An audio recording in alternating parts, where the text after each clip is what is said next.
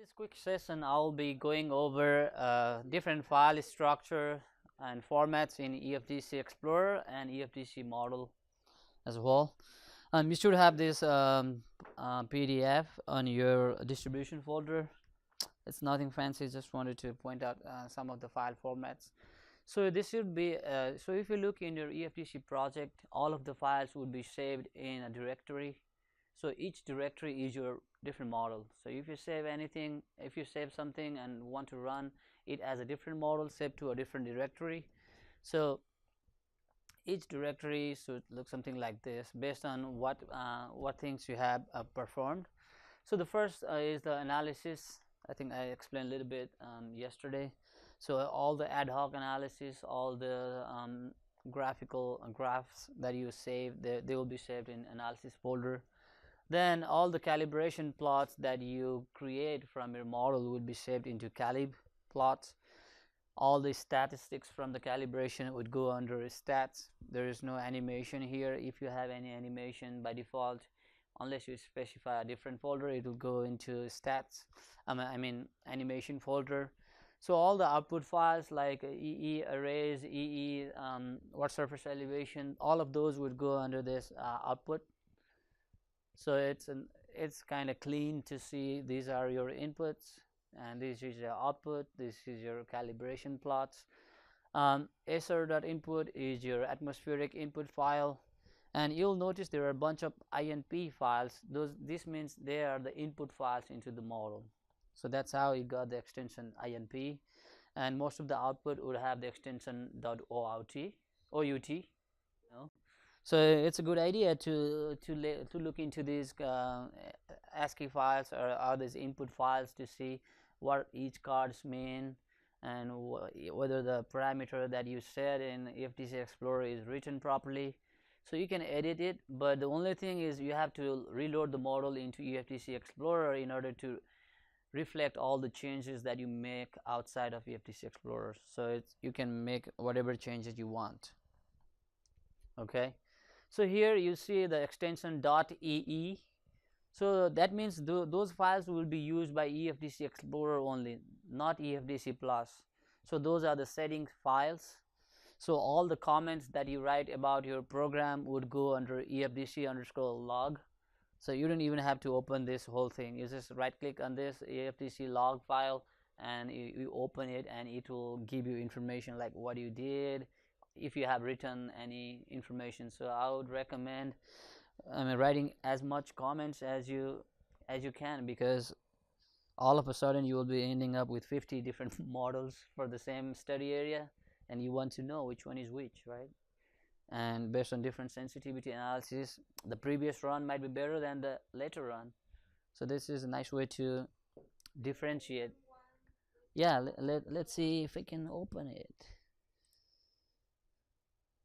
I need to open one where I have saved some information. Let's see if it has any information. If it does not, I'll open different. So I did not have any information there. I should have little bow model. Let's see if I have it.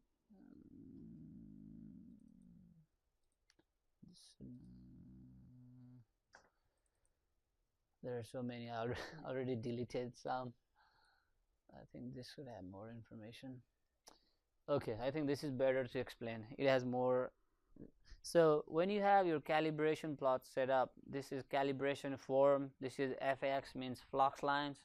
So it would have different files for each type. For if you have time series, it will have TS, I think, here.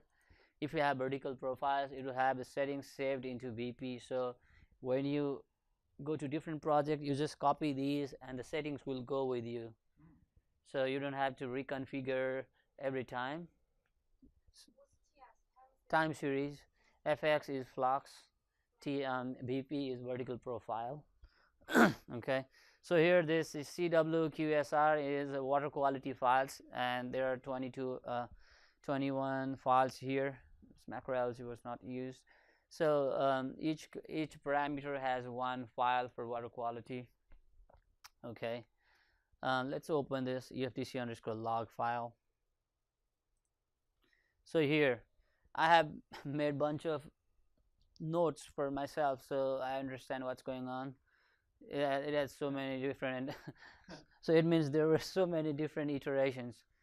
So it has information from run 51. So before run 51 there were 50 more runs where I didn't have information. So this 51 run was based on 50, and these are the information, these are the things that I changed.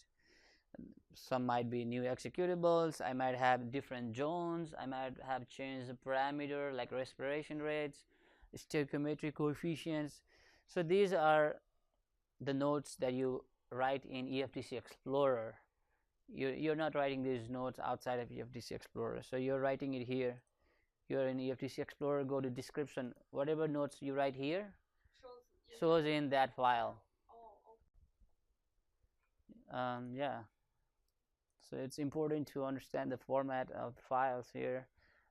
This file has like 59 input files. If you have different atmospheric series, like let's say more than one, then you need to have a map to say which cells will use what weightings. So this model we had 4 stations, so we have this atmospheric map, and if you open that, let's see what happens, if I can even open it.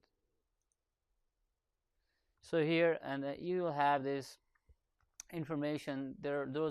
These are the cell information, INJ index of each cell, and then this is the weightings for each station. So these weightings will total to 1, but these numbers will be calculated based on the distance from your grid to the location of your meteorological station. So when you enter your meteorological station in EFTC model, it's better to give the x and y coordinates into the model so it knows where it is from your grid. So yeah, give as much information as you can, and these files should go to next model run, so you can extract your model information, and all the calibration information will be saved on EFTC.ee file. Calibration information like what is the x and y coordinates, what is the file you want to compare to. Yeah, if you look into it, it's a really big file. So the 3D view, so each section it will have this kind of format. It will be under square bracket. So the 3D view, these information belong to 3D view. Then another ASER 1 starts. ASER is atmospheric series. So atmospheric series 1 would have these settings. So when it loads the model, it will use these settings to plot in the model. So it's important to carry over these kind of files to your next model, so that all the settings that you had before will be stored for you. So these are different, all the output files that are generated from EFTC Plus will be saved under output folder. So these EE, the ones with the prefix EE, those will be used by EFTC Explorer in order to view the results. So EE_val would store all the velocity information, and these are all binary. So you cannot binary files. So it's not ASCII file. You have to use a tool to read the files. So the reason it's binary because you would end up having really big files if you have big domain and a big longer simulation.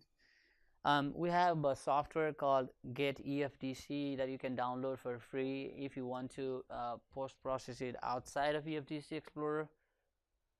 So I think that's handy.